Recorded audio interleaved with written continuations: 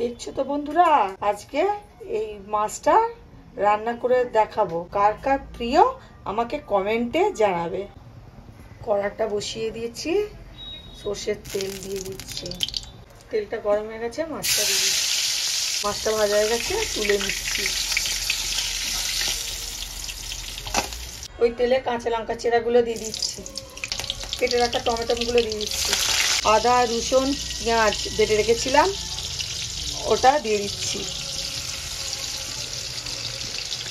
Half চামচ লঙ্কা গুঁড়ো, চামচের অর্ধেক কাশ্মীরি লঙ্কা গুঁড়ো, সস,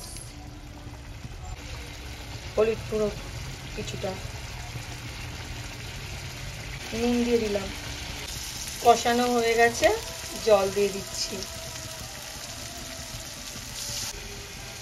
ভেজে রাখা মাছগুলো দিয়ে দিচ্ছি। আমার এই রেসিপিটা ভালো লাগলে লাইক কমেন্ট শেয়ার ফলো ও সাবস্ক্রাইব করে দেবেন। দারুণ খেতে লাগবে ভাতের সাথে। ওপর দিয়ে ধনেপাতা ছড়িয়ে দিলাম, রেস্তাগুলো ছড়িয়ে দিলাম। হয়ে গেছে, নামিয়ে নিচ্ছি।